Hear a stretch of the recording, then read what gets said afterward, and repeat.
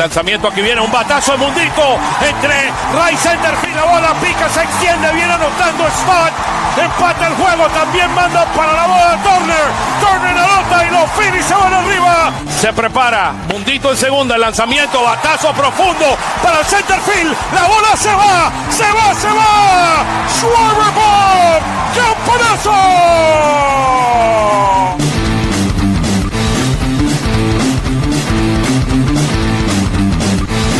Aquí viene el lanzamiento, swing y lo ponchó.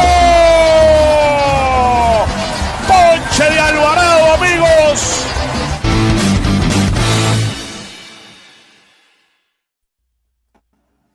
Oh, hello everyone and welcome to Phillies Weekly. It's a pleasure to be here with all of you. Jeff, second week in a row, we win 5 games. 5-1 last week, 5-2 this week. You cannot ask a better start to the Donnie Mattingly's career in the Phillies with a 10-3 record. It doesn't get better than that, brother. How you doing? No, it doesn't, Oscar. And look, I asked Don Mattingly today, you've been here for 40 games now. What's your evaluation of everything? And he felt like things are straightening out. And he said that before the game. He said that after the game. He said the starting pitching's been the key to all this, and he's correct about that. But, yeah, it does feel like I can just tell you in the clubhouse today, everything just felt right with this team again. Like they're getting back on track. They know that they're coming. They're 3 under 5. There's still a long way to go, but it's a heck of a lot better than when we were doing this show 2 weeks ago. Absolutely. Today we have a couple of one was a co-founder of Phillies Weekly. I mean, we could say one of the co-founders with us, Tyler. Now he was there the first day with us. And then the other one, I always call him my MVP. I mean, and he will always be my MVP, Nick Piccone. We have him in the house. So let's bring those guys in. There they are. Look at that. The dream team is here. Nick Piccone and Tyler Poitras. How about that? Look at that. It doesn't get any better than this, Jeff. How about you, Tyler? How you doing, brother? Hey, I'm doing well. Happy to be here under positive circumstances this time. Happy Mother's Day to all the mothers that are out there. Let's start the show with that. That's the most important thing. Without them, we would not be here. So we want to thank them, and we got to thank them every day for everything they do for us. So better circumstances, because the last time you were here, we were like 9-19. Yeah, last time we were discussing whether Rob would be here still. Wow. Nick, it's all his fault. It's all Tyler's fault. How about that, man? How you doing, brother? How's it going? It's good. I'm just glad we're not doing Flyers or Sixers Weekly right now. So, Sixers Weekly, we'd be yelling into the void right now. Wow. What a week. I saw like at halftime 16 triples. I mean, by the Knicks, some crazy number like that. Thank God for the Phillies. Look, I did the game on Friday, and I said to myself, you know what? I better spend some time with the wife and the kids, and versus spending time doing 3 hours of. It's funny you mentioned that. Thank God for the Phillies. I felt today might have been the most fun game of the season. Like they took an early lead. You got 2 Schwarber home runs. You got a Harper home run. You got them early, and Christopher Sanchez was amazing. Like this game, it felt like it was never in doubt.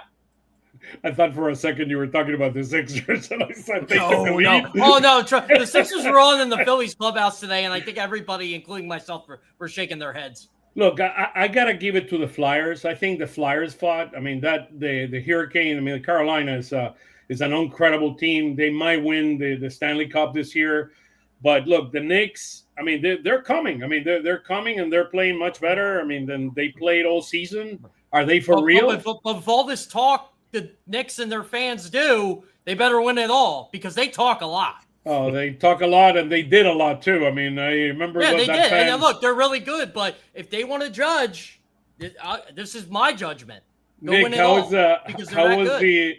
How was the go back and forth with Knicks fans and you and Knicks fans? I had nothing. I had nothing this year. Like the Sixers gave me nothing.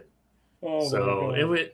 At least two years ago, I had 2 games that we can at least banner back and forth. But yeah, But they the got fans us this still year, invaded. man. Like I actually think it was worse this year. The fans And with the invading. Celtics, Yeah. it's not as bad. With the Celtics, It it's was not the as bad. Penguins fans who still are holding on to 1975. So like they're more infiltrating my mentions than anything. Oh my goodness! Hey guys, Penguins fans. Going back to the Phils. Look, 10-3 with Mattingly at the helm. Look, we talked about it the last time you were here, Tyler, about maybe giving this 10 games to Topper.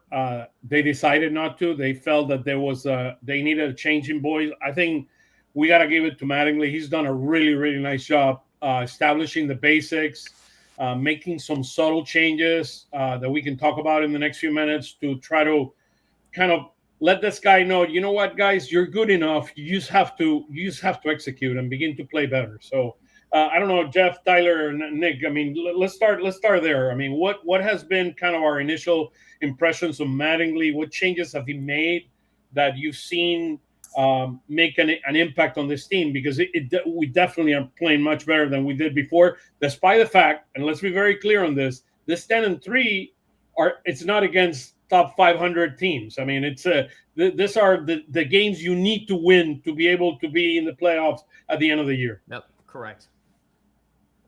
I don't know. Let's start with you, Jeff. Your overall thoughts in terms of Mattingly and what you've seen from him in the beginning of his tenure here.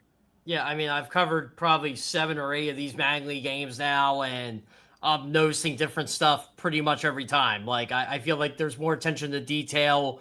And look, Rob Thompson was attention to detail too, but Don Mattingly, let's focus on PFP more. Let's focus on defense more. Let's just give that extra time. I think sometimes when you have a hitter of Don Mattingly's stature, he could say to a Trey Turner, hey, you know what? I know you're swinging a lot.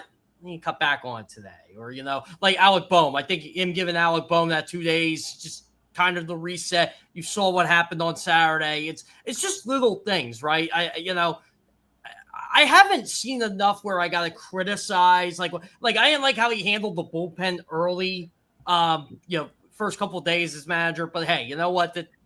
That's fine. I think he was just trying to win games. I think this team understands his philosophy is if there's a chance for him to win a baseball game, he's going to win it. And I even think on Friday when it was 6-0 Colorado, I think he said, hey, look, these guys, they know. Like these guys know they can come back. And I think that's one thing I've noticed. They are coming back in a lot of these games. I think they're showing that fight that we all know they have. We just didn't see it the first 28 games. What have you seen, Nick, from the initial, tenure here of Mattingly? I think more just like solid baseball. We went weeks with just seeing like terrible fielding, terrible approaches at the plate. Like pitching wasn't great, but that was more like dinks and dunks, and here and there was like a lot of bad luck too on top of everything else. But even though, yeah, sure, not against the greatest competition in MLB, but it's a lot better to be doing that and getting more into form that way. Because if you face the Cubs and Braves again, I don't think they play the Cubs again, but they don't.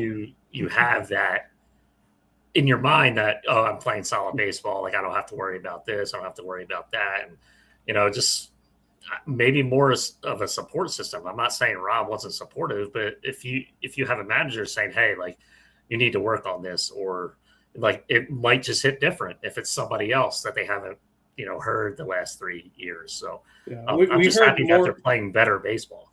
We heard more of the basics. You see a lot more bunting prior to games. You see Friday's my biggest gripe, but hey, they won the last 2 games, so they won the series.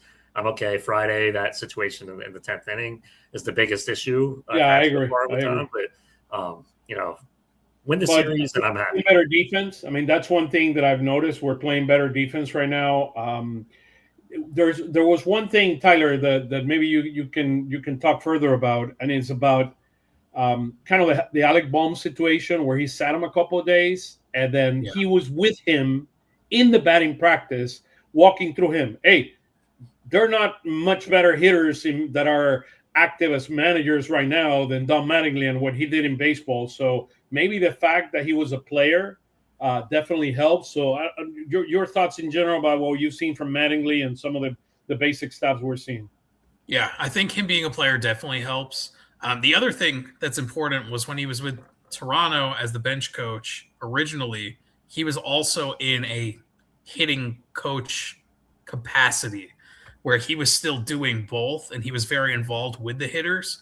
So I think having the manager experience and that experience playing and as a coach is very important for the position players. Whether Don was here or Rob was here, I think either way, if Bohm got to this point, he would have been sat for a few days and reset just because of how prolonged it has been. But the one biggest thing I would say is before Don took over, I mean, things were spiraling out of control while Rob was the manager.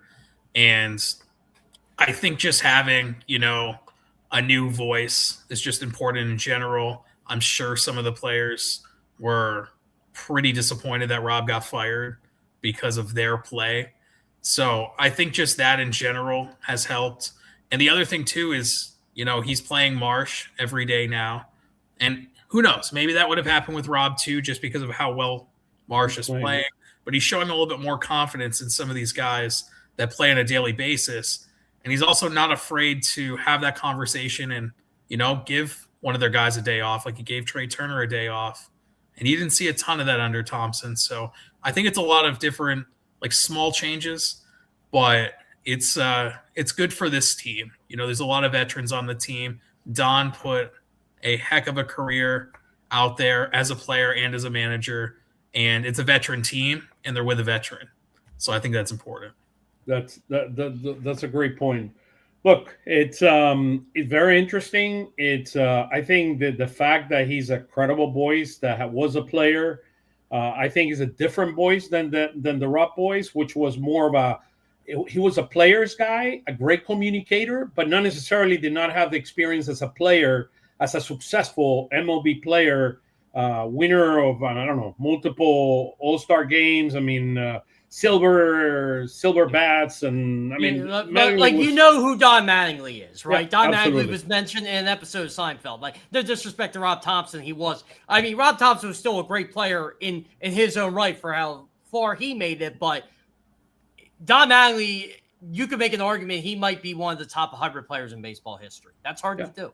I mean, he should be in the Hall of Fame, and hopefully, as a member of the Phillies, as a manager of the Phillies, he can make it to the Hall of Fame. That way, we can have some fun with it as well. So maybe it's TV going off right now. Yeah, it's a shame Don Mattingly, the last 4 or 5 years of his career, and he was still a good player, but he had that Chase Utley peak where from 85 to 90, he was 20 home runs, 100 RBIs, 300 batting average. You name it, he got it. And then the power went away, and he stuck around, but I mean, he always knew how to hit. And that's the one thing I've taken with Don Mattingly.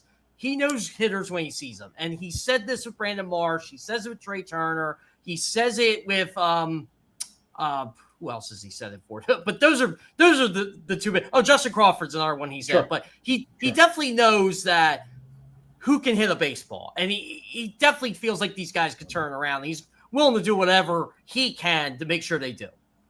So let me share a few of the slides that I have here. These are the last 3 series. I included the Marlins one because the last game was last Monday. So it was a weird Monday game with the Marlins there after the series. That's a game we won 1-0, which tremendous pitching performance by Nola. Probably best pitching performance I've seen of Nola in a number of years when we saw that Monday. The reality is this team have won 4 straight series. We beat the Giants, which are not a very good team. The Marlins are under 500. We were 15-20 coming out of that series, and then the Marlins were 16-19 at the end of that series. Then we went out and faced this week the A's. We won 2 out of 3 games. We lost an ugly game, the last one, 12-1, which was not a pretty game. I mean, that was was it the Painter game? That was a Painter game. That was a Painter game. That game was over before the first alley came. Yeah, we were like 7-0 after 3 innings, so it was not enough. It was a pretty ugly game. But we've seen over the last week some very interesting dynamics on the team. So we've seen some great pitching and we've seen some poor pitching. But there is one thing, I think some of the bats have woken up. I mean, this week, I'll show you in a minute. I mean, Schwarber, went crazy this week. He has 5 home runs. I mean, the guy went crazy. Schwarber's on pace for 63 home runs this year, Oscar. 229, 63 home runs. I said this. Some fan was criticizing him for as many times he struck out. I'm like, if the Phillies get 229, 63 home runs out of Kyle Schwarber, they'll take that deal's a steal. But what I wanted to show you here is look at the stat. Phillies. I put Phillies on the bottom right. If you look at the stats, look at the runs per game. We went from 380 in the Marlins series. We were at 385. After the Marlins series, we went up to 397, and that we're now at 415. So you can see that we're scoring a lot more runs. Look at our overall pitching performance. We were 26 in baseball at 475.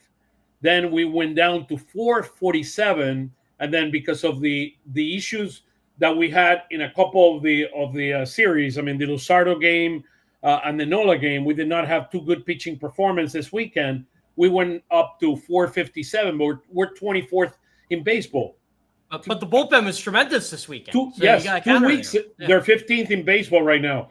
2 weeks ago, we were the worst team in baseball, both in terms of overall ERA and in terms of starting pitching ERA. So we definitely have seen improvement. We're 19-22. We won 10 out of the last 13 games. And look, is there hope? Look, there is momentum. The bigger question for me is when we face the Dodgers in a few weeks, when we face the Braves, when we face the Yankees, some of these elite teams that are out there, is this team ready for them or not? And that's a question that we will not be able to answer until we face some of these big teams again. Go ahead, Jeff. That stretch of July, Oscar, you mentioned that. Like, remember coming out of the All-Star break, they play the Mets, and I think it's the Yankees, and I think it's the Dodgers, all at home. That's going to be huge. And I'm curious to see where this team is sitting by then. Hopefully, they're about 5 or 7 games over 500 at that point. Yeah, no, I agree. You can always ask us questions, and then we put it here on the chat. Let me share with you a few things. This is our pitching performance the entire week. This is our 7. So we had 4 very good games by Nola. Sanchez was incredible this week, by the way. Wheeler, he has 20.1 innings, Tyler? That's exactly right. Yeah. It's the most since Ranger Suarez in 2024. Ranger.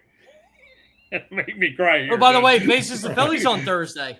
Yeah, he's facing the Phillies. He's been hurt. The last few weeks. He has a hamstring issue, and he'll face us. But we had 4 great performances, 2 by Sanchez, a good performance, not the best by Wheeler, but a good performance by Wheeler, and an outstanding performance by Nola on Monday. That's the one that I was talking about for the Marlins.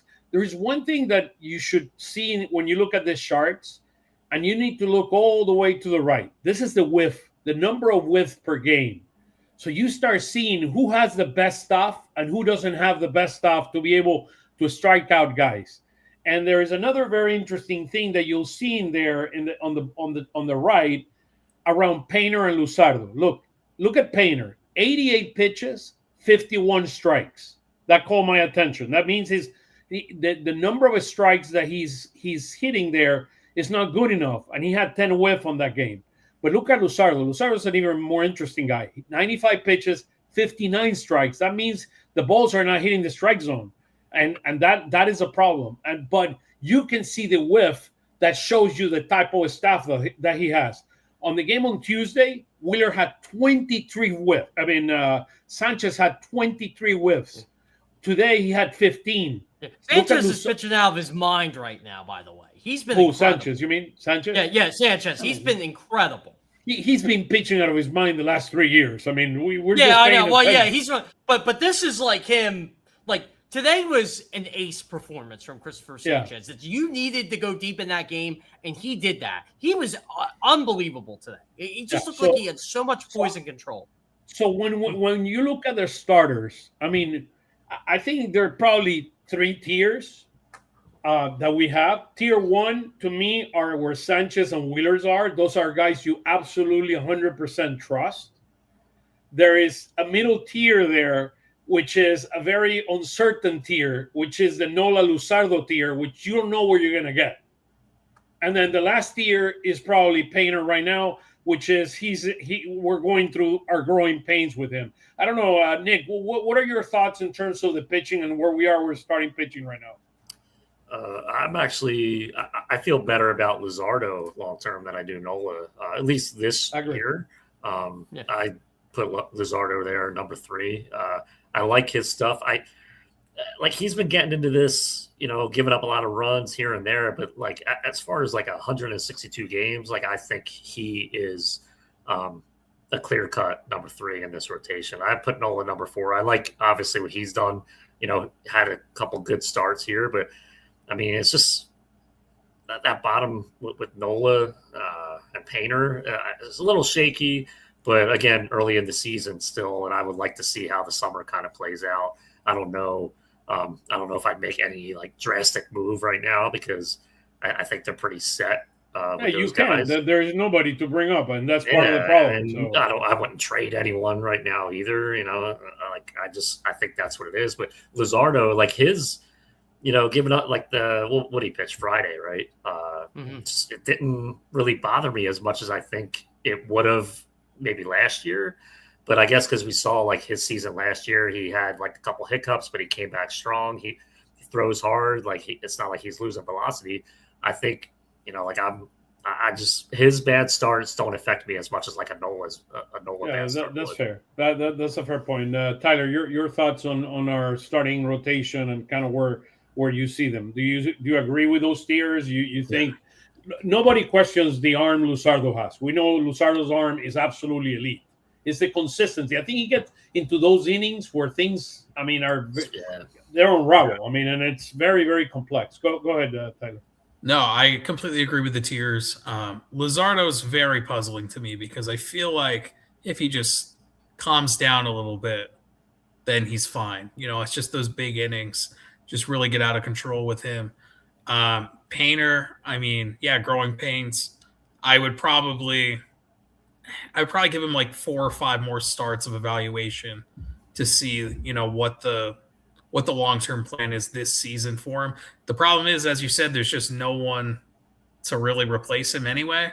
So you might as well keep him in there. But if it gets to where he's doing this every single start, then obviously they will need to find a change on that front. But a lot of it is the fastball, which, I've been surprised that it is just so inconsistent. I still believe in it, but it's just been pretty surprising to me how inconsistent that's been. Jeff, what are your thoughts on, because that's a great point on the Painter fastball, because that is a pitch that I think we're all concerned about, the fastball Painter. We know his curveball is good. We know his slider is good, but his fastball, I think command. I think the key word there is command. He's not commanding It's definitely the command. Yeah. So I asked him on Thursday night, what do you think your command is this year compared to last year? And he said, well, it was better in the last 2 starts. So he's definitely chalking up to there's things he's got to fix. And he said, he was missing his command glove side the Marlins game. And then on Thursday, he said he overcorrected and went arm side. So he's got to find that middle ground. But to me, the fastball is kind of flat too. And I never would have expected that after watching Andrew Painter the last couple of years. He'd have a flat fastball. But yeah, I think he's still learning. He's still growing, and Don Mattingly he's another one. Vote of confidence in him. And I think that's huge for them. He believes he's going to turn it around. And I think Andrew Painter's going to have the whole year to turn this thing around. I think he's a number 5 starter, and I think we got to treat him as if he's a number 5 starter. It's just, I thought the expectations on Painter were way too high going into this year. I agree 100%. And his arm is elite. he has Wheeler type of an arm, a guy that can throw multiple pitches, can throw them at a very except the fastball that is not moving the way it should move. So it's part of the growing pains. That's the way I look at it. And look, it is. I think the most important thing is he cannot lose the confidence. And I said it on Phillies Fastball on our show that we do every day on 97.3 ESPN. To me, it's very important the time of what Painter does after the starts. How can he sit down with a Wheeler or a Realmuto or a Cawthon to go over what happened and how they can help him grow, and then apply those learnings on the next start and continue making the changes you need to make? Because the guy has an elite arm. He just needs to command his fastball. He cannot leave the fastball in the middle of the plate. I mean, you leave the fastball. I mean, look at today, Sugano. Sugano left them. I mean, a meatball to Schwarber. I mean, he's gonna disappear every pitch. He's gonna disappear every pitch at 80. I gotta give the Phillies credit too, because they had trouble hitting Sugano last time they faced him in Colorado, and they did not miss him today. Yeah, he put some meatballs in the middle of the plate. I mean, which is interesting. Let's go to our hitting. And sorry, this slide, I wanted to make sure we use the slide, including today's game. This was the week. This is the last seven games. Bryce Harper is at 1.568 OPS, 4 home runs, 5 RBIs. Alec Bohm, 5 games, 313 batting average, 750 slugging, 1.1339. I mean, he decided to walk up after those batting practice sessions with Mattingly.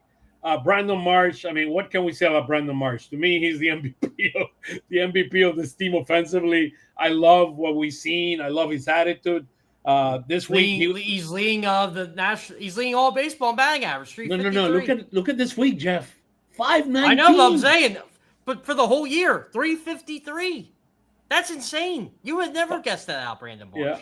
I mean, the batting champ right now.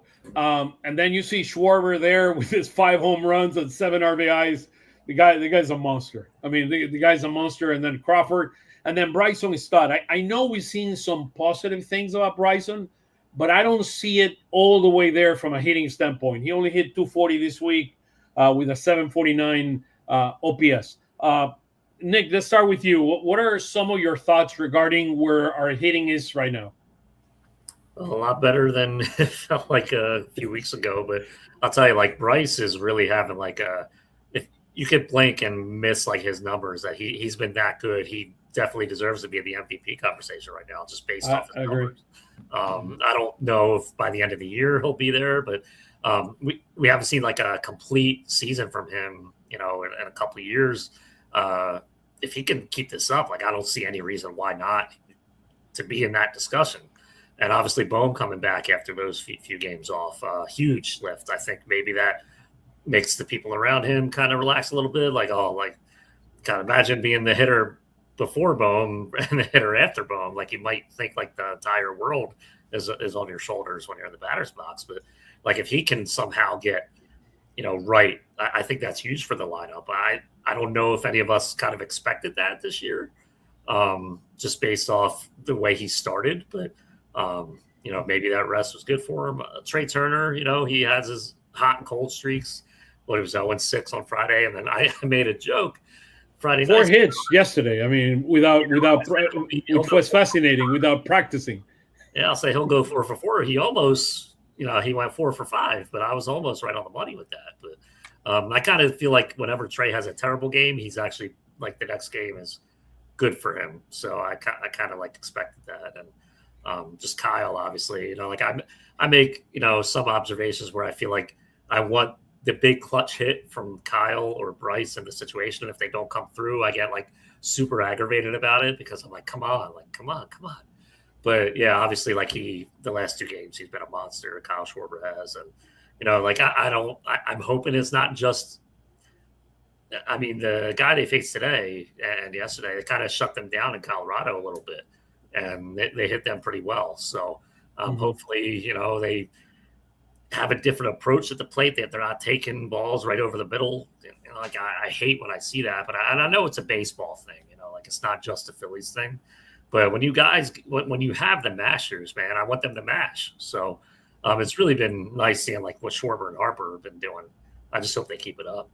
I feel like they're stopping to worry about the chase rate and starting to worry about I haven't heard that in a while, right? Like, yeah. Honestly, Nick, I think you're on to something there because I don't think they're worrying about the chase rate anymore. I think it's more of, okay, we get a pitch to hit. Let's actually hit the ball and see what happens. Tyler, your thoughts on our hitting so far?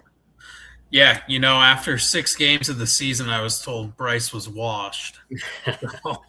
So 6 games, huh? yeah.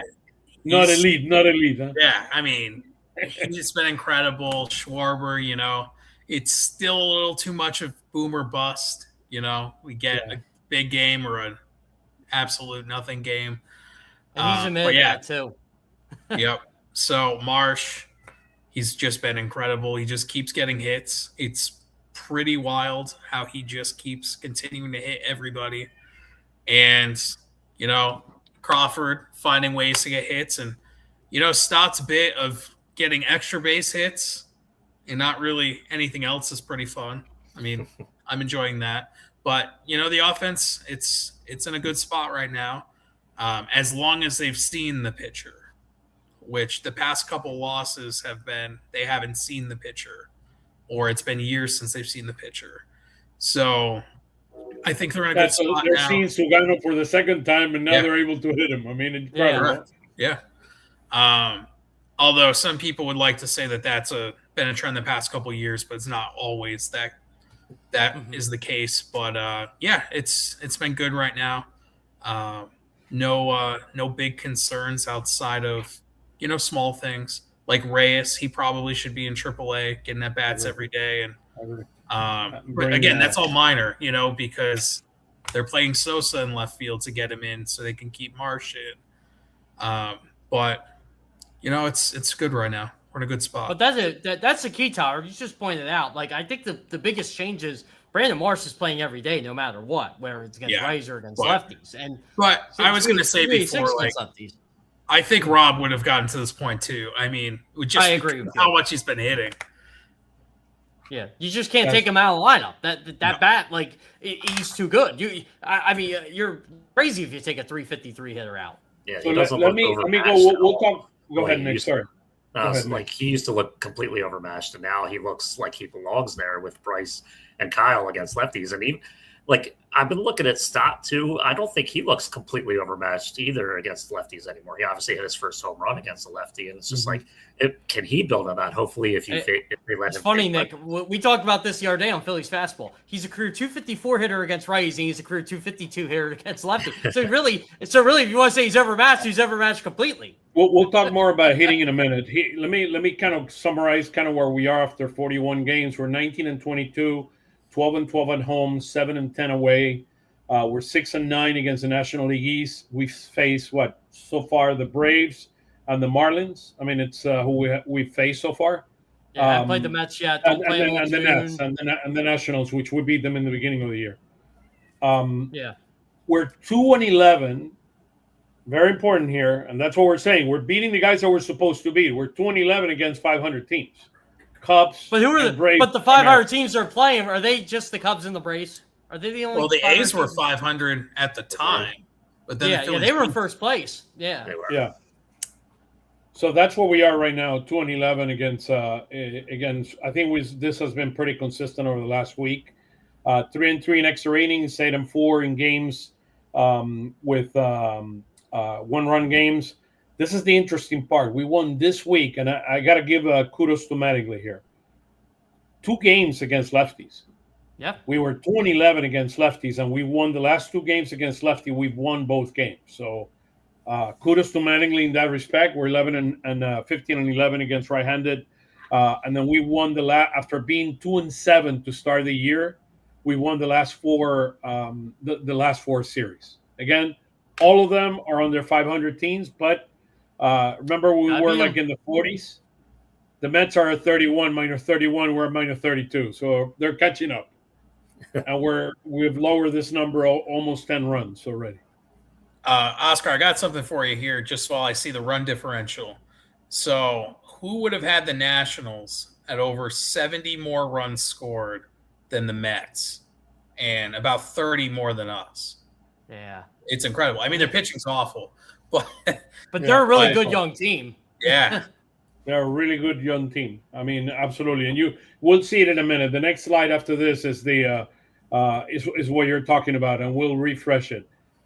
I've always said there are two things that need to happen every week, and if they happen, you're going to see 100% chance that you're going to see a green on the left on the score. That's Oscar's formula. There it is. This is the formula. 5-1 last week.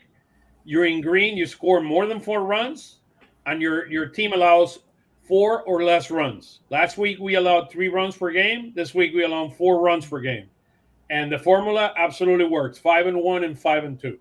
There are weeks where we were ahead here, and then you at least score 4 runs, so you could have it. But every time where they're both red, I mean, we absolutely lose except the first week, which were 2 games. I mean, 3 games. And you know what, Oscar? You mentioned the pitching too, like 4 runs per game. You take away that 12-run game, who knows, right? Yeah. Oh, by the way, they gave up 9 the next night. So really, the pitching was really good this week too. Yeah. I mean, except that the Luzardo game, which was not pretty at all, and then those 2 games, the 2 games they lost, they were the games they pitched bad. So 415, we are for the year. We're scoring 4.15 runs per game. Last year, in the first half of the year, 4.44. So we're getting closer, slowly but surely. We're getting closer to our number. The issue is that we are allowing 1 more run per game than we allowed last year. 391 last year. This year 492. So we're allowing 1 more run per game, and that is an issue.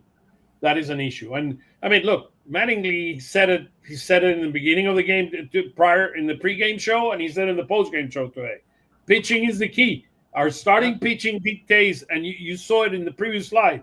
We win when we pitch. I mean, we pitch well. There's no way we lose those games. It's an absolute reality. So here's where we are in the standings. The Braves are flying. They just beat the Dodgers series, 2 out of 3 games. They won the last 2 games, and Strider looked yesterday. I saw that game. Strider looked like a Strider yesterday. I don't think anyone is catching the Braves in this division. It seems crazy to say after 41 games, but I don't think anybody's catching them. 5.6 runs per game, and they have the lowest ERA in all of baseball after the game today. And then they only lost 1 series all season. What was that? They only lost 1 series all season. Yeah, I mean they're a machine. They're playing in full cylinders, and Acuna is out of the lineup. So imagine, and he has not been playing well. Imagine, and you know what, Oscar? Probably the next time the Phillies play the Braves, they'll have everything clinched, so it won't even matter. Yeah, and Swellenbach, is the other guy that has been out all year. So Phillies, Nationals, and Marlins, they all have the same record at 19 and 22. And then you see, Tyler, what was the point that you wanted to make about the run differential? Yeah, just the amount of runs that the Nationals scored is pretty wild considering how bad their pitching is. As you can see right here, the ERA is not good, but they score a ton of runs. They have a good young core on that front. But the Mets have been so bad at scoring runs, and I can't believe it. I really can't. I'm still surprised Mendoza is there, to be honest with you. He's a wonderful guy. I think it's the fault of the GM you cannot let Alonso go and Edwin Diaz go. You cannot let the top closer in baseball go and one of the top clutch hitters in baseball. And not when you have all the money they have. They spend money like crazy. It's actually insane to me they let those 2 leave. I think it's dynamics inside the clubhouse that force that. There's a bunch of square pegs and round holes there with the Mets, and we saw it coming, but I didn't think it was going to be 15 and 25. Hey, Nick, make sure you tweet that to the Mets fans. Jeff Kerr said. That's kidding. Just kidding. You know what? I don't see any of my responses unless you follow me. So I'll see if Nick responds. I'll see if Tyler responds. I'll see if Oscar responds. Normal people, forget it, unless I want to pick the fight. I will. Come on, bring them on. Hey, let's not fight. Let's fight against the Braves. Let's all focus on the Braves and try to bring them down. Go ahead, Nick. Plus 87 run differential. That is insane. That's wild. They might be back, but hey, that bodes well for the postseason. So Yeah. Yep. I kind of chalked up. I kind of chalked up last year for the Braves as if it's just a bad year. They're still good, and I thought it was going to be this way for the Phillies, so they started turning things around. But there's plenty of time. Remember what happened in the last couple of years, 2022 and 2023, right? I mean, they won the division, and then we came back. Those Braves teams those Braves teams the Phillies beat were better than the World Series team. That's what's crazy. Absolutely, 100%, 100%. So here are the projections based on the projections so far. So Braves are supposed to win 94 and 68. Fangraph, so their projections. The Phillies are 84 and 78. Mets 81 and 81. I don't know how the Mets are going to get to 81 and 81 if they continue playing the same way they've been playing. 84% chance the Braves are going to win the division. We're at 10, and the Mets are at 4.5. To make the playoffs, we're at 51.45%. And to win the World Series, we have to have a few. Look, Ward, the left fielder of the Orioles, might be available. If the Orioles continue playing the way they're playing, he might be. Tyler Ward might be available. They're a disaster, by the way, Oscar. Yep. I know you follow the Orioles very closely. They are a disaster. Yeah, Tyler Ward might be available. He might be an interesting guy to have here. I mean, the thing is, if you acquire him, then you're going to have to potentially consider putting Marsh in center field, and we know the implications of that. But Tyler Ward could be a tremendous hitter in the middle of this lineup. I mean, just like what we were talking about Hoskins and all of that, what he could represent. I mean, it's we need a right-handed bat badly. So I'm gonna say this right now. I know we're 41 games in. We're at the quarter point. I believe with the way Kyle Schwarber and Bryce Harper are hitting, you kind of have to go all in on this team. If they continue this, if both of them have 900 OPSs 40 games from now, I think you have to go all in. And you worry about Justin Crawford next year. Here's where our hitting is. I mean, we need to continue to improve in a lot of these categories. So we're 22nd in baseball in runs scored at 415. We're 20th on batting average, 19th on OPS, but we're improving. All this This was terrible 2 weeks ago. Yeah, 2 weeks ago, everything was red. I mean, including our favorite, Nick's favorite line, which is the chase rate. That has been read since the Phillies name, I think, came into baseball. I mean, the chase well, at least rate. with this group. Yeah, but look at the whiff. So that means we're not swinging. I mean, we're not.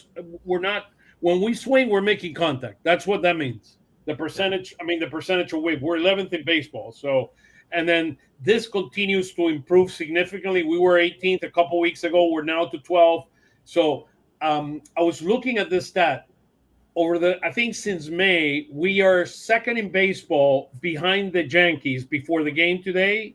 I think Murph gave the stat out today during the broadcast. We're second in baseball after the Yankees. What was that? Yeah, he did. The stat you're talking about, Murphy. Yeah. So I think they're first now. Yeah. And then Schwarber hit a home run today, and then Judge hit a home run today, and they're both leading Major League Baseball. I think with whatever 16 home runs, however home runs they have. So very, very interesting. This is a very interesting. The right hand side, which for all of you that have been with us over the last few weeks, you see it, right? There are only two hitters. The second and third hitter that we are on our lineup, our OPS is above the average. The average in Major League Baseball is around 720. Right now, this year is 720, 730. Look at the other. Our leadoff is a 616. Fourth hitter 618. Last year was 720, which was an issue we identified we needed to address. 651. That was Alec Bone last year, who was the four hitter a lot of the season. Yep, and Castellanos as well. So that's what they deliver, a 720 OPS. This year is a 618. So we're nowhere to be found, and this needs to significantly improve. That has not changed much. But one thing that we have improved significantly is against lefties.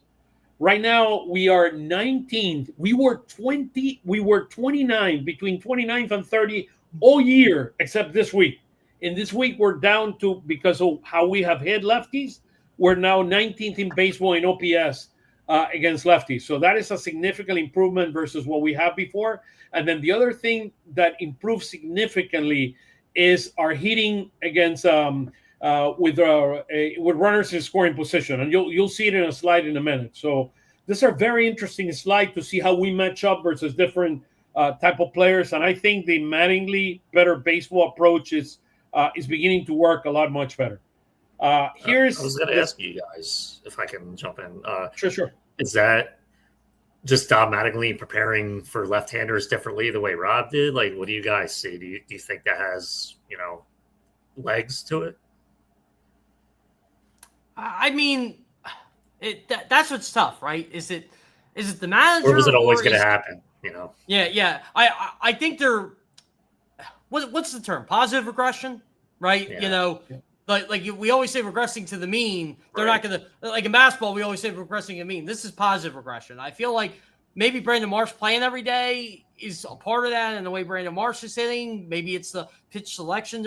I think it's something you mentioned earlier, Nick. I just think they're being more aggressive at the plate and saying, you know what, we have to hit these pitches. The pitches we see that we keep taking because we're worried about walks and chase rate and all that, I think come hell or high water, they're going to hit them. And I think that's what they're doing. And I think that's what it is, that positive regression. I've noticed that too. And I don't know if the stats back it up, but it seems like they are connecting more on balls in the strike zone than, swinging and missing, if that makes sense. Like just by the eye test of me watching games, I don't know if the stats back that up, but I watch every game and I watch every at bat, and I'm just like, oh, like they look more on than they did even last year. This was not like this 2 weeks ago when we put this slide together. So this is the OPS. Not at all. For the season. You only see 3 hitters that are above. I mean, you could put Crawford. I probably should have put Crawford in yellow there instead of Crawford's probably yellow, I think. Yeah, Crawford is yellow, but basically yellow. Crawford would be in yellow in the season, but we basically have 3 hitters that are hitting above average, which are Schwarber, Harper, and Marsh. Against right-handed pitchers, we only have 4 guys that you see them there, which is Schwarber, Harper, and Marsh, which are way above, and then Crawford is also hitting right-handed pitching really, really well. Part of the reason that Mattingly is not playing Crawford against lefties is look at his OPS. And I know historically in the minors he had a great OPS. Look at his OPS against lefties this year. Yeah, he's hitting 068. He's hitting 068 against lefties in the majors. That's why he's not playing. So 206. So basically we have 4 hitters, which are Schwarber, Harper, Garcia, and Stott. Hello, Harper is saying that he's an everyday player.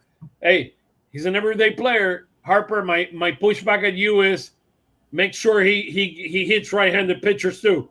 I mean, in addition to left-handed pitchers. But you know what, Oscar? I think we pointed this out too. And Mundo Sosa playing left field, I think, changes a lot because that way Bryson Stott does play every day. And if Alec Bohm gets going, you have to play like you always say, you have to play a Mundo Sosa 3 times a week. That might be the way to do it. I wanted to ask you guys, if I can, looking at this lineup, is it possible eventually, if Turner continues kind of like struggling a little bit, moving Schwarber and Harper up and Turner number 3, and then put Marsh number 4?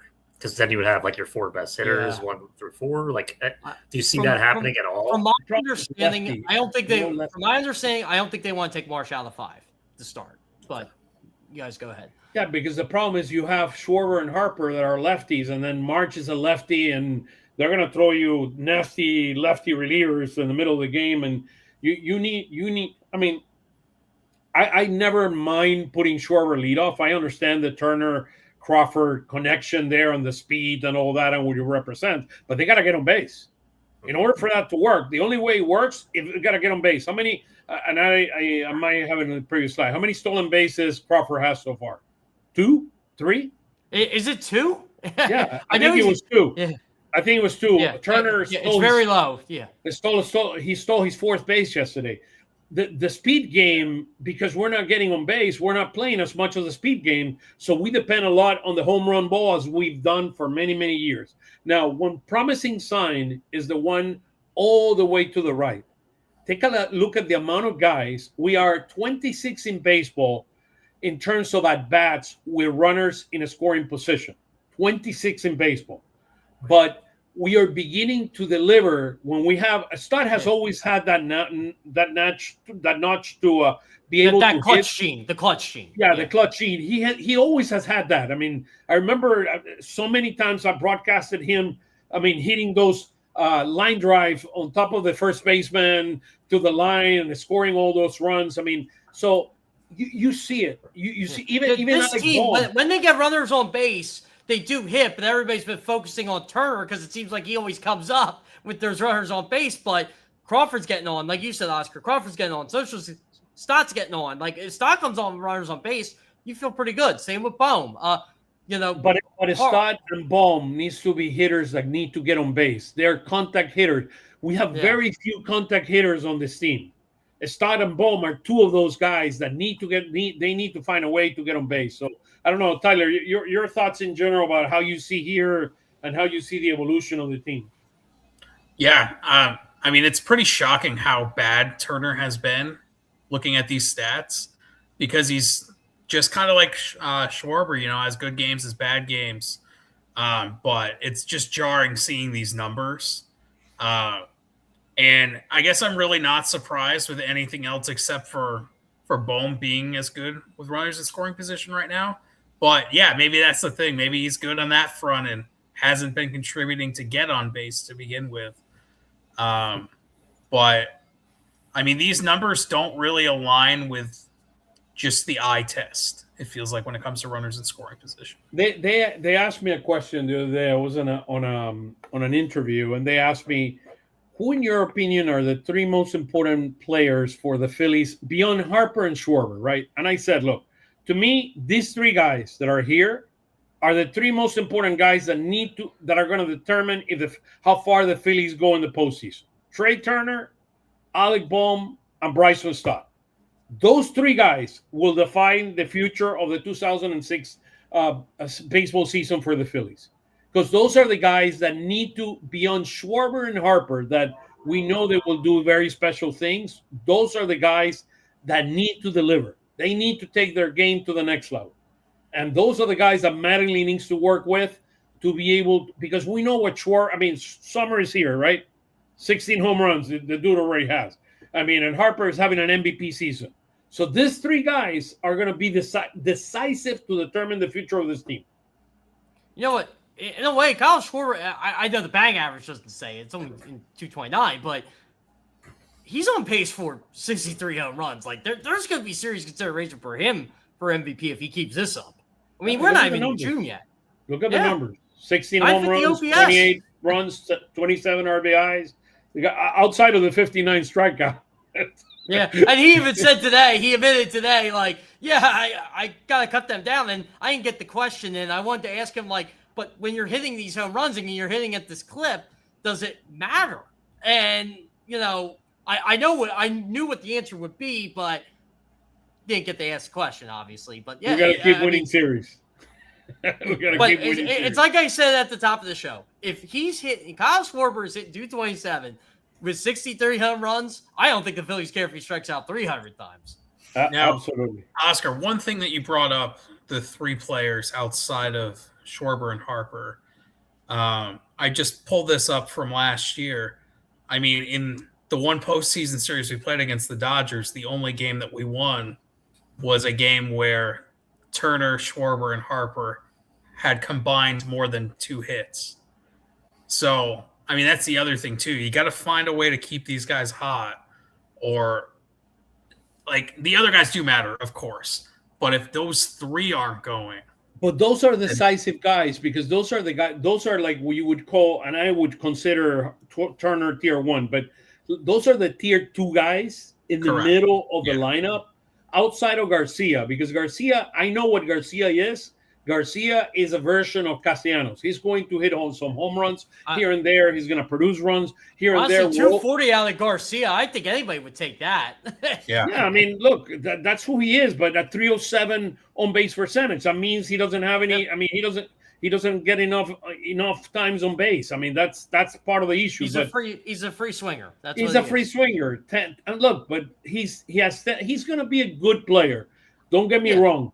But Marsh and Bohm and Stott are the contact hitters of this team that need to get on base. Yes. And then Turner needs to support the same thing. We don't need Turner swinging for the fences. We need, those swings that Turner is doing it's automatic, right?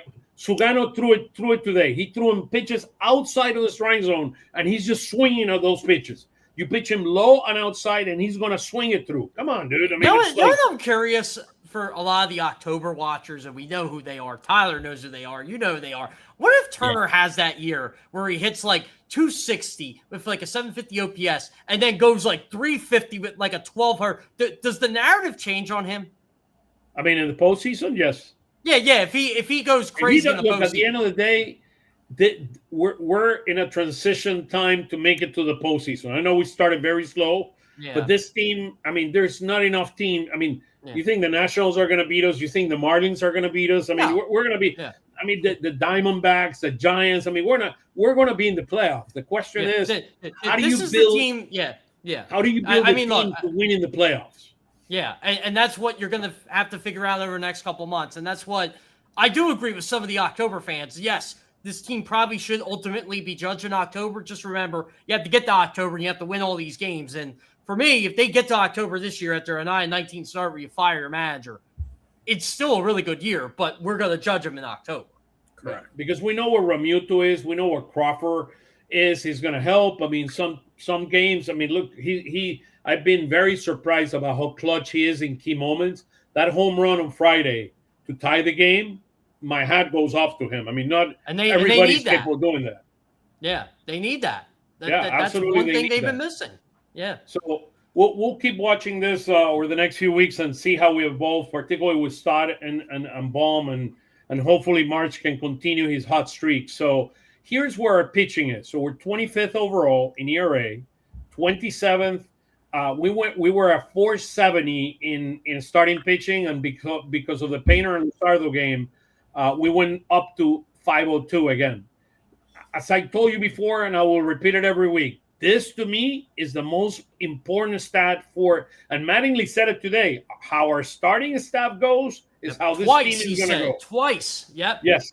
That number right there, that 502 is going to be, the most important stat the entire year. The games they lost, the starting pitching stunk. The games they won, the starting pitching was either fine or great. Look, we're 12. Our starters are 12 and 15. I know that includes our dear friend Taiwan Walker, but those are where the but those are the numbers. That's what we got. I saw a stat that when the Phillies lose, their collective ERA in games that they lost was like 8.18. That sounds right. It's just jarring how bad they are in some of these losses. And I feel like, again, when it comes to like the run differential, like that is severely affected by these blow-up starting pitching outings. And it's not just Taiwan Walker. There's been multiple guys in this team to do it. Yeah. It's funny, too, because like we asked Sanchez today, what's it like when Schwarber and Harper do that in the first inning? Sanchez made the joke, well, I pitched the first inning, too, so he kind of set them up. Like, it is funny, though, like the mentality of this team. It's when you got Sanchez and Wheeler back-to-back, you feel like you got the two, like Oscar did the tiers. Nolan Luzardo, I think, could do what Sanchez and Wheeler could do, but at the same time, he could do what Taiwan Walker does. He needs more consistency. Exactly. As Nick said it before, he did it last year. He had those clunkers in the middle of the year, and then toward the end of the year, he was the best pitcher in baseball. Because he can't seem to get out. I think where I am, my blow up with Luzardo was that game when they played Boston. Remember in late July, they were up 5-0. He just couldn't get out, and he couldn't control himself. That was a home game. And I said, this is unacceptable. Like was that Sunday Night Baseball too? I think it was a Wednesday night game. It was a night game. It was a national game. Yeah, it was a national game. It was midweek. But that was the game that he gave up all the runs, and then he ended up going like 7 scoreless after, right? And his ERA was like crazy. It was like 2.3, and his ERA went to like 3.5 because of that outing. Which was and that's the thing. I think we're going to magnify. We're going to magnify Luzardo so much now is because he is making $27 million a year. He's a highly paid pitcher. He's the chosen one, right? He was chosen. It was him, a Ranger, and the team selected Luzardo to be the guy. And I think it was the right decision. Ranger is a dear friend, but I think it's the right decision. I think over the long term is the right decision. I think it will be very, very important the next couple outings of Luzardo and how he comes back out of this and show the real Luzardo. Because look, Luzardo showed me a lot last year in the postseason. I mean, what he did against the Dodgers was absolutely incredible. I mean, that was another game. You didn't know what you were going to get, but that's what got him paid. That game. Absolutely. Those 2 games against the Dodgers, my hat went off to him and said, look, this guy's the real deal. So I'll tell you what, Oscar, don't you feel better knowing that you could move on from Ranger Suarez because you had people in the system already like Jesus Cesar, like Aaron Nola? You couldn't do that. It was, who are you going to replace Aaron Nola with? Painter was injured. Taijuan Walker, you had the contract. That's what the team paid him because they didn't have any other option. Yeah, they didn't have an option. Yeah, plus he was always loyal to the organization. But the reality is that, I mean, the fastball has deteriorated, and because he doesn't have the same speed, the curveball and his off pitches are not as effective. So going back and finding that 93, maybe 94, 92.5 fastball, I mean sinker, and then mixing that with a curve had been effective. It was effective last Monday. Again, to me, I go back and I say this, guys. We've been playing subpar teams. I mean, teams under 500. Yep. It's going to get into. And this, we knew that. Like, they said that after Rob got fired. We believe we can turn this around because of who we're playing. They kept. Multiple players have said this to me. You played the Cubs and you played the Braves, and they were 2 hottest teams in baseball. And the Braves are still hot, and the Cubs are still hot. They said, let's even the score a bit. And here's another concern, Jeff. Keller, Alvarado, and Banks. I wanted to put them like that, and Banks gave him 2 really good innings on Saturday, by the way. He did. Yeah. But he's been very inconsistent. I mean, 16 innings, 26 hits. Wow. I mean, I go and I look at that number and I said, like, I mean, is this wrong? And I double check it or triple check it to make Tanner sure. Banks was the guy you put in last season, no matter what. Like, this is the guy. If you need an out, Tanner Banks was the guy. There are some games where he's just leaving everything in the zone. Like, and I think it's like the opposite with Alvarado. He's leaving literally nothing in the zone sometimes. I was going to say that too. But it's tough because even with Alvarado's last game, like, he was doing well, and then, he gets out of control. I think he hit a batter. Like, it's in there. And Banks, you see some of these outings where it is in there, and they've both had success in the past. It's just wildly inconsistent with both of them. Yeah. And don't even get me started with Keller. I don't even get it. It doesn't make sense. That's a lot of money you're paying. He does not even a lot of money and not effective. Similar to his Cubs time at all. Yeah. There's nothing about him right now that looks like he did last year. I think that's the most concerning part, especially with all the money they paid. Let me ask you a question. Thank God for Ryan Kirkering, by the way. Just amazing. Yeah, I agree. Kirkering is growing in front of our eyes, so kudos to him. I mean, by the way, for those fans who wanted him off the team, that's why you don't get rid of him. Yeah. I'm telling you, people do not think when they tweet. They don't. Look, this is a special kid. This is a kid that has the capabilities to be a really good pitcher for a long time. I mean, you don't just go give these things away. I mean, the guy has an elite arm, and he's showing it, and kudos to him. Let me just give the name. Outside of Duran, who, in your opinion, Nick, are the 2 best relief pitchers in the Phillies? Kirkering, and I haven't seen enough of Bolin and Shugart, but I'll go Meza because I feel like, he's already won Player of the Week for the Sheriff. Phillies Baseball the Sheriff network. So I've already, had seen some highlights of him, but I know the ERA doesn't look great on this chart, but I think he's been solid. He's been very good this year. But hey, there's always time for that to change. But right now, obviously, and Duran's been, fine. Like, he's not this, I guess, shut down closer that everybody thought. Like, he gives up contact here and there, but I'm not worried about that right now, especially since he just came back from injury. So I think Tyler's. I love what Tyler tweets, by the way, but I think his trust meter when he does that for the bullpen like my trust meter. That's kind of like how I feel everybody feels, or how the Phillies feel. Like when did you tweet it the other day, Tyler? Was it Thursday you tweeted your trust meter? I think so. It was right before Duran came back. Because it's tough for me to even put him on a list when he hasn't pitched in weeks, and then they're giving him a rehab outing in the majors. Nothing game, right? Multiple rehab outings. And he said he was going to pitch him no matter what. That's what was funny about it. Tyler, who are your top outside of Duran? Who are your top two relievers right now? I'll agree with Nick with Kerkering and Meza. I mean, Meza had like 4 horrific games in the middle, but he's been very good outside of those. Kerkering has been great. I mean, Jeff brought up a good point. I mean, you weren't going to trade the guy. And not only performance-wise and potential-wise, but he also had team control. He was one of the cheapest guys out there on a team that's filled with people with inflated contracts. And, I mean, when he came up, he was incredible. So, yeah, I mean, those two are definitely the most consistent, I would say, throughout the whole season. But it really just depends on the time of day. I mean, really, sure. It seems like these guys change every single week. Who's trusted? Yeah, overall, that's where I'd leave it. Yeah, I want to give kudos to Sugar. I mean, what Sugar had done coming to this team, I mean, and posting a 198 across 12 games. I mean, he's been They have a decision to make because of Chase Sugar. They do. It's I don't know what they're going to do, but I think the decision was made already, Jeff.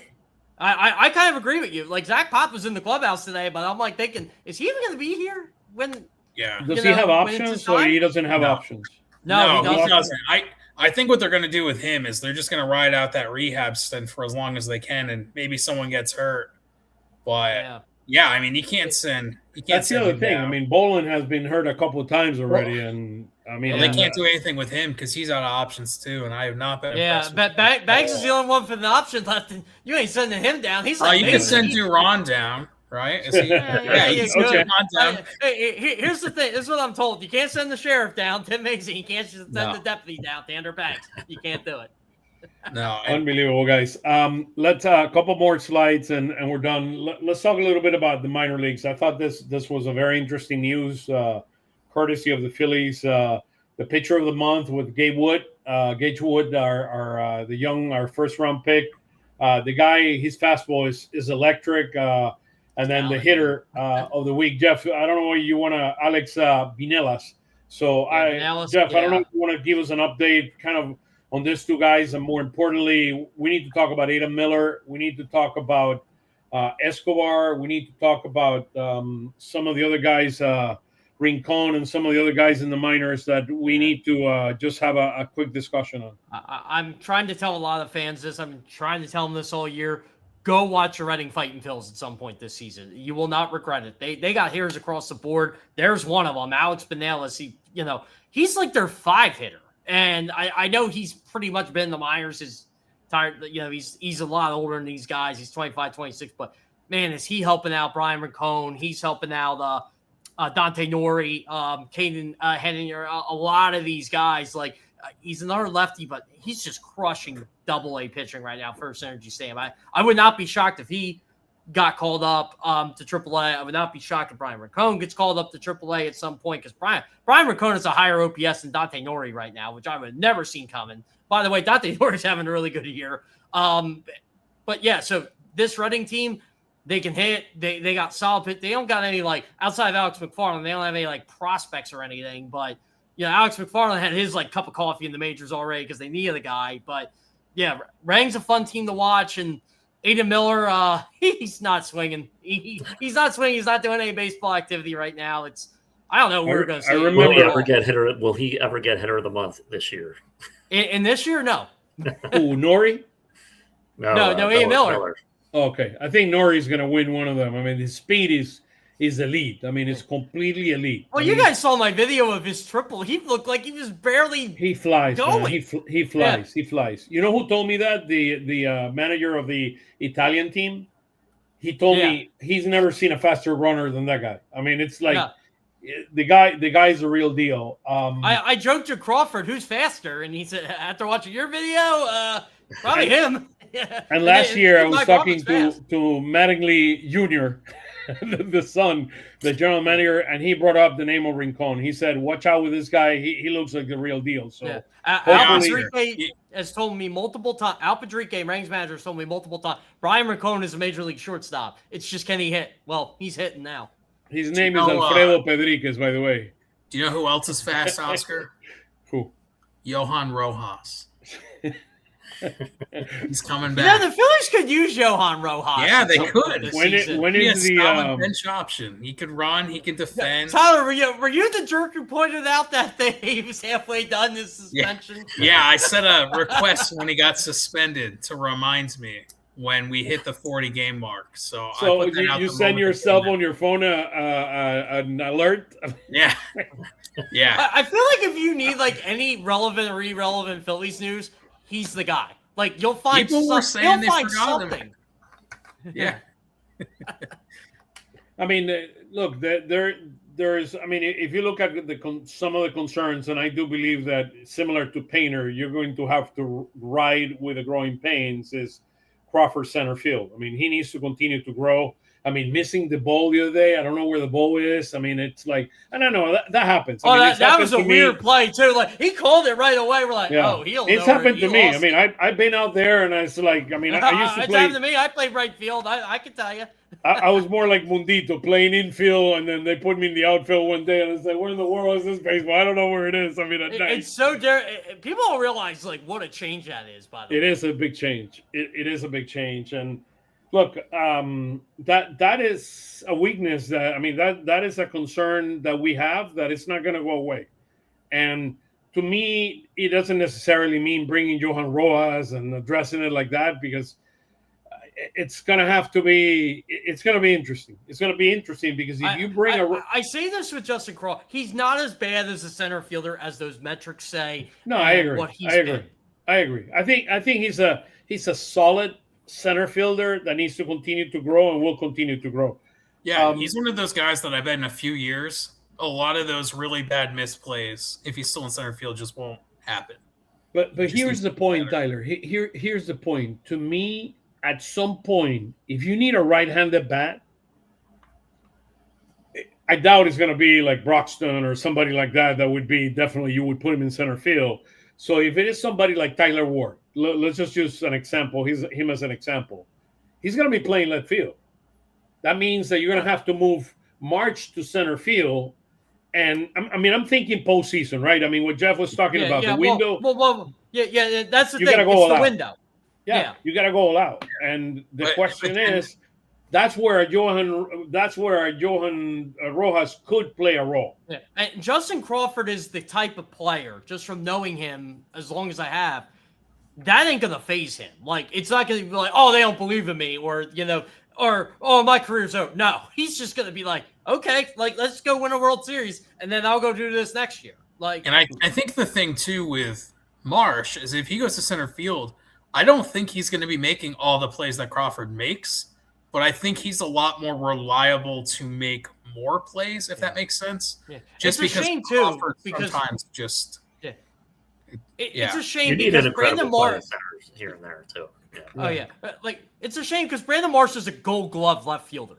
That's how good he is in left, and we got to put him in center field because. I mean, that's what's tough with the trade market, because you look at guys like Joe Adell. Like, he plays center field sometimes. He's not good, but he plays it. Yeah, exactly. It's not good, but he can do it. Center fielders out there. Yeah, there is not. Broxton is the only guy that you would say he's an elite, and I doubt they're going to trade him. And if there is elite people, a lot of them can't hit, like Jose Siri. Like, elite center fielder can't hit. So, and then if you're going to trade him, if they trade Broxton, guys like Gage Wood would not. Oh yeah, and Arun Escobar, they're not going to be here. Escobar will not be on the team. And here's the thing: you might need Arun Escobar in 2 years because Alec Bohm ain't going to be here after this year, and Arun Escobar, by the way, and Estad will be a free agent in a couple of years. So that's the other thing. Yeah. I was asked about Arun Escobar today with AA, and I said he's figuring it out because he's getting more aggressive at the plate. He was too patient the first time. But by the way, the other thing is that I lost my train of thought. Oh, that Mundito will not be here next year because he's a free agent. Exactly. I mean, that's so. There's He's some very 32, interesting right?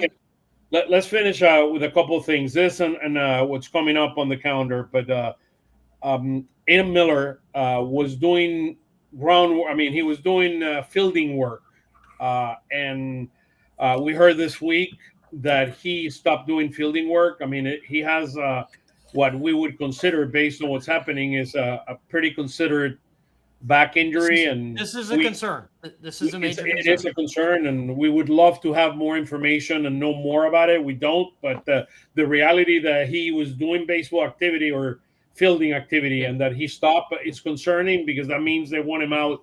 Yeah. And this isn't like last year when he had the skin condition. You could laugh about it. This is serious. Yeah, this is a lot serious, and I mean, we wish him nothing but the best. He's the outside of Painter. He's the top prospect on this team, and this guy's going to be a superstar. Like everybody says, Kevin McGonigal. I'm like, well, guess what? 29 other teams wish they had Kevin McGonigal too. So we love his bat, and we love what he represents, and his speed too. I mean, which is another big component. But his back needs to get straight, and I know the team is working hard on that. So, with that said, let's just go to the calendar so we can close it. Here's what we have. The Boston Red Sox, a team in complete disarray right now. You say that again. Yeah. So we have Sonny Gray on Tuesday. We don't know who the pitcher is tomorrow. And then our dear friend, Wednesday. No pitcher announced for Tuesday. And then we have our dear friend Ranger Suarez. Luzardo against Ranger Suarez. The guy they picked over the guy they decided to see you later. How about that? We let's play some fantasy here, some fantasy baseball here. Whoever wins the match, I mean, we'll give them the contract. WrestleMania, man. I do have an update on Tuesday. Okay. So Boston is going with I think his name is pronounced Brian Bello, who's been awful, but they're doing an opener for him. He was a top prospect at one point, wasn't he? Yeah, Bello, he's just been atrocious this year. Yeah, you know who has Bello under his wing? What's his name? Pedro Martinez. Pedro Martinez. Have it on his wing. So it's something worth considering. So he's Dominican. I don't know if you guys ever watched that Netflix documentary where they went in with the Red Sox. Oh yeah, that's right. He's in that. He was like the prominent pitcher in there, and there's a lot of like mental aspects to what was going on with his performance. So could be that. That's right. He was in that. Yeah. Then the matchup of the year, Sunday, May 17th. Write it down, and after that, you can come watch Phillies Weekly with us. It's gonna be fascinating. Zack Wheeler versus Paul Skeens. I mean, every time Paul Skeens. Tyler knows where I'm gonna be Sunday, and it's not in Pittsburgh, right, Tyler? Yeah. Well, nope. you know what's in town this week. Oh yeah. So, it's going to be fascinating, guys. I mean, any thoughts, Nick, about how you see where the Phillies are, the calendar, and then we play a tough Cincinnati team that is playing much better this year, and then a very, very complicated Cleveland. Look, when you see Cleveland, it's like the Tampa Bay Rays. You better start getting worried because they know they're going to plot something to beat you. I mean, those are winning teams that know how to beat you whichever way they can. By the way, the Cleveland Guardians just traded for the San Francisco Giants catcher. Bring back Jordan Romano.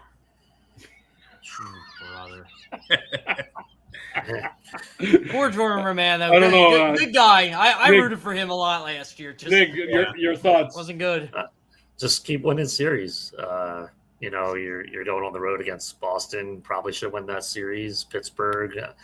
I don't know the record off the top of my head, but I had heard they were playing better. So hopefully you can take 2 or 3 there. They're ahead of the Phillies in Oscar's famous wild card standings. Yeah, they're hitting well. They are hitting well. And Skeens is pitching well, but so you imagine they would have been able to get Cincinnati. Yeah, I've paid attention to Cincinnati quite a bit, so I that might be the toughest one here. Cleveland's obviously, but Cincinnati. Terry Francona is going to get his revenge again. I always forget he manages Cincinnati. I always forget about that. Ellie De La Cruz. I mean, he's a different player this year. I'll tell you, I can't wait for the All-Star game just because I get to see guys like Ellie De La Cruz and Paul Skeens and Mickey Moniak. Yeah, we're going to be seeing them all. Mickey Moniak. I mean, do I remember that name? It's like I'm broadcasting the NBA games, and then I start seeing all these guys, McLean and what's the guy, Paul Reed, and I start. Paul Reed, yeah. These guys were all Sixers. I mean, what's going on here? Julian Champagny, Isaiah Joe, the Sixers had a great bench if they actually knew Harris. Harris. You look at Harris, and he looks like a different player. He's always a different player when he's not here. Unbelievable, guys. It's just incredible. Well, I'm glad we're talking baseball and we're not talking basketball. I know if they trade Joel Embiid, he's going to win the title the next season. You know, Tyler and I are going to. I'm actually upset the Sixers and Flyers lost because now I got to hear people overanalyze the Phillies with their Eagles mentality every single day. Come on, dude. Come on. It's always the people with the Eagles profile pictures. Always. Yeah, it is. It's like, oh, no, you got to play to win every game. I'm like, just trust me, the manager is playing like that. The Eagles schedule is coming out on Thursday, so that's gonna be an interesting another drama. Will AJ Brown leave? Jeff favorite topic, right? Oh my God! By the way, do you guys know I had to do I had to create my own schedule, and somehow I did it, and I actually kind of want this schedule, even though it's not going to happen.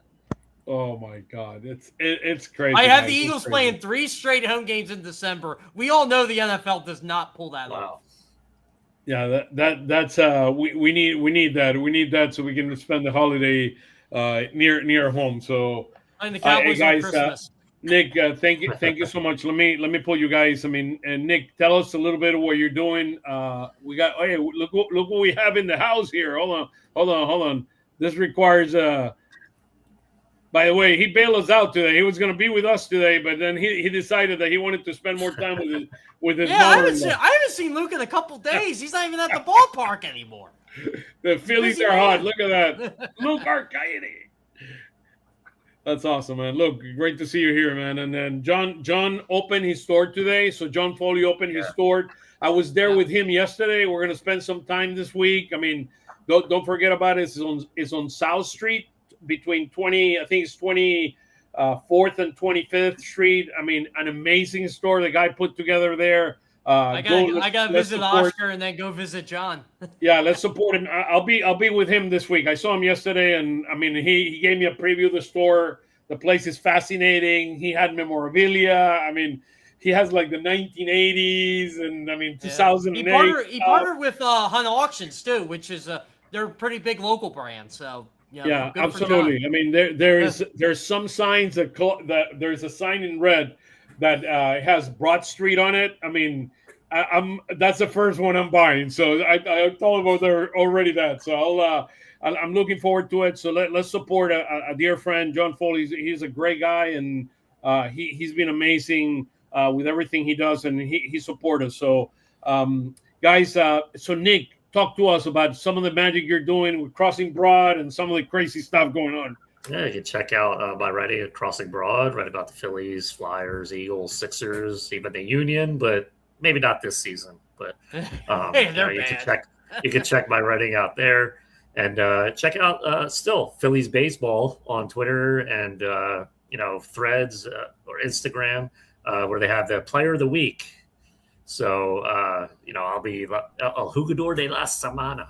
El jugador de la semana, jugador de la semana. Okay, let's promote that with Bill and Angel, which are doing the games this year. They're dear friends. Have always been, and I miss them. So I help them out with that. So all the videos there are put together by me. I'm going to be working on one right after we go off the air that you can check out tomorrow on their social media. That's awesome. Feeds. And who's the player of the week now? Don't tell us. Go watch it. I'll let you wait for it. Yeah, I was going to say, we'll find out tomorrow. We'll read it for you. I'll give it to Schwarber, man. Whatever we do with Schwarber, man, with all these home runs, he's crazy. You could not go run this week with Schwarber, with Harper, or with Alec Bohm. So after what he did the last couple of days, Tyler, tell us about all the magic you're doing in Phil's Tailgate. Yeah, just trying to pull some stats out of the air that people don't think about, or honestly, a lot of people don't even care about. I think that's what makes it fun for me. But yeah, just doing that. I'll actually be at Citizens Bank Park in 2 weeks. Want to one game in the Red Series and one game in the Guardians series. So got a nice work trip to New Jersey. So that's awesome. Gonna fit that in between. So well, we'll have to get a photo together, Tyler. The Phillies Weekly crew. Yeah, absolutely, guys. I mean, that would be awesome. Tyler, is great. Great seeing you. Nick, thank you so much for being with us today. Jeff and I will be tomorrow morning or tomorrow at noon with will be tomorrow with Phillies Fastball. I mean, we have our daily show. We just so you know, we do Phillies Fastball every day at noon, and when we don't do it at noon, we do it live on Mike's Gill's show. Yeah, on the Sports Bash on 97.3. Yeah. Mike does a tremendous job. So, hey, guys, thank you so much for being with us. We'll see you next week at 8 p.m. live, Phillies Weekly. How many games are the Phillies going to win this week? We play 6 games. Jeff? We'll take a 5-1 week again. That'd be nice. 5-1. Look at that. I love the optimism. I really think it's going to be 4-2, but I'll take 5-1. How about you, Nick? 6-0. 6-0. I love it. Yeah, why not, right? Yeah, if you say 1-6, you're going out of the planet. I'll go 4-2 with 2 horrific blowouts because that's what they seem to do when they lose. Yeah. I say 4-2 as well. I said 4-2 as well. Thank you, guys. Have a wonderful night, and we'll see you next week at 8 p.m. on Phillies Weekly, and tomorrow at noon. And then follow Nick, follow Tyler on Phil's Tailgate, and Jeff at Jeff Kerr. PHL, the man is the Philly guy for everything that's sports. Take care, guys. Have a wonderful week. God bless.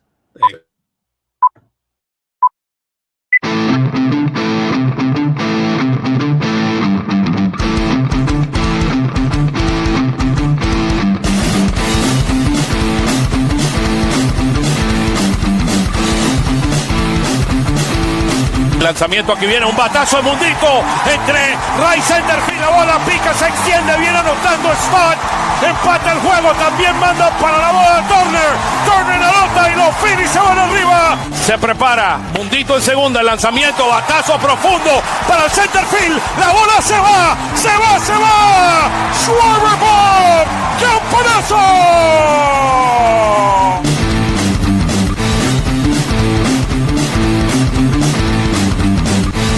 Aquí viene el lanzamiento. Swing y lo ponchó.